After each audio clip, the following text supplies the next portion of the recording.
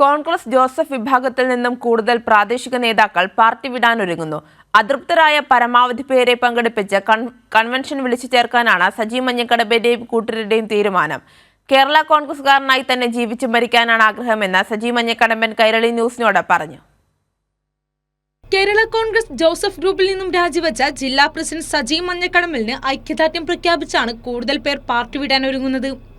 മണ്ഡലം ഭാരവാഹികളും youth front നേതാക്കളുമാണ് രാജിക്കൊരുങ്ങുന്നത്. സമാന മനസ്കരുടെ കൺവെൻഷൻ വിളിച്ചു ചേർത്ത് രാഷ്ട്രീയ നിലപാട് പ്രഖ്യാപിക്കാനാണ് സജി മഞ്ഞക്കടമ്പിലിന്റെ തീരുമാനം. അതേസമയം കേരള കോൺഗ്രസുകാരനായി ജീവിക്കാനാണ് ആഗ്രഹിക്കുന്നതെന്നും സജി കൈരളി ന്യൂസിനോട് വ്യക്തമാക്കി. ഇപ്പോൾ സജി തന്നെ പറഞ്ഞൊരു കാര്യമുണ്ട്, ഒട്ടേറെ സമാന മനസ്കരുണ്ട്, ഇതിൽ വലിയ പ്രതിഷേധമുള്ള ആളുകൾ പാർട്ടിക്കകത്തുണ്ട്, കുറേ പേര് രാജിവെച്ചിട്ടുണ്ട്.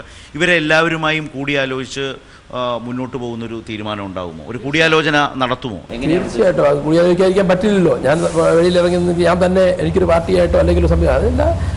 കേരള കോൺഗ്രസിൻ്റെ അകത്ത് അസ്വസ്ഥരായ അല്ലെങ്കിൽ ഞാൻ പറഞ്ഞ കാര്യങ്ങൾ അറിയാവുന്ന അല്ലെങ്കിൽ ഈ ഏകാധിപത്യത്തിനെതിരെ അല്ലെങ്കിൽ ശബ്ദമുയർത്തുന്ന നിരവധി ആളുകളുണ്ട്, എനിക്കറിയാം. അതായത് കേരള കോൺഗ്രസുകാരനായിട്ട് മരിക്കണമെന്നാണ് ഞാൻ ആഗ്രഹിക്കുന്നത്.